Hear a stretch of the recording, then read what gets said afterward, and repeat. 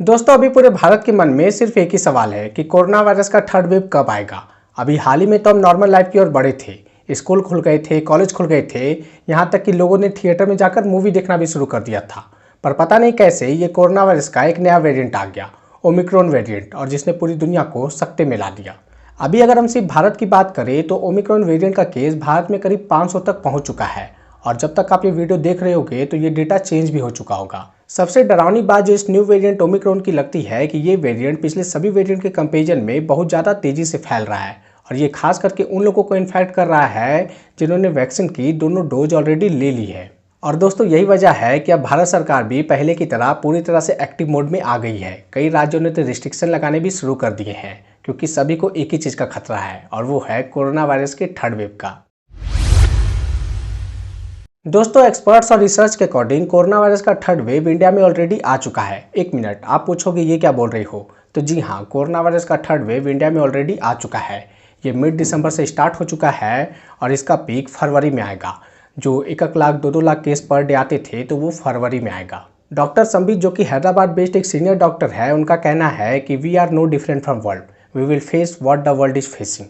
और वो ऐसा क्यों कह रहे हैं तो इसके लिए मैं आपको एक डेटा देना चाहूँगा। देखिए, ओमिक्रॉन का पहला केस 24 नवंबर को साउथ अफ्रीका में डिटेक्ट किया गया था, और अभी करीब करीब 1 महीने पूरे हुए हैं, और ये ओमिक्रॉन वेरिएंट 108 देशों में फैल चुका है, जिसमें कि ये 1.5 लाख लोगों को इन्फेक्ट कर चुका है और करीब 26 लोगों की मौत हो चुकी है।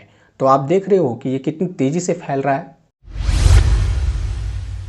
दोस्तों ओमिक्रॉन वेरिएंट का केस जैसे जैसे पूरी दुनिया में बढ़ता जा रहा है, उसी तरह एक्सपर्ट्स और साइंटिस्ट भी अब बूस्टर डोज की डिमांड करने लगे हैं। तो क्या है बूस्टर डोज और ये लोगों को क्यों ज़रूरी है? तो आइए आगे बात करते हैं।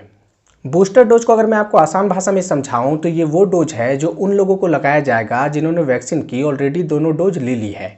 और ये क्यों लगाया जाएगा?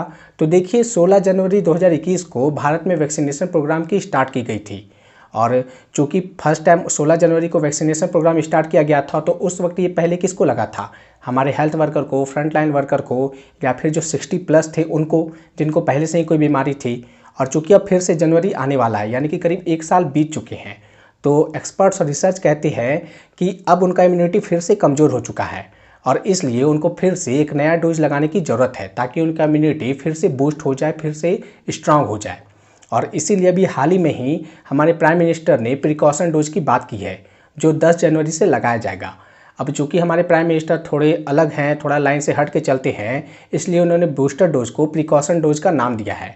अब चूँकि ये प्रिकॉशन डोज हो या बूस्टर डोज हो, ये है तो तीसरा डोज जो लोगों को लगाया जाएगा। दोस्तों हमारा देश चुनाव वाला देश है। यहाँ हर साल करीब 5 राज्यों के चुनाव हो जाते हैं। अभी हाल ही में इलाहाबाद हाईकोर्ट के एक जज ने गवर्नमेंट को सुझाव दिया है कि वो जो फरवरी में जो 5 राज्यों के चुनाव होंगे उसको पोस्टपोन कर दे, और जो अभी बड़ी बड़ी रैलियाँ हो रही है उस पर भी बैन लगा दे। दोस्तों मैं आपसे जानना चाहता हूँ, और यहाँ इंटरेस्टिंग बात मैं आपसे शेयर करना चाहता हूँ कि उन्होंने पीएम मोदी के ही कोट को वहाँ जजमेंट में कोट किया है कि जान है तो जहान है।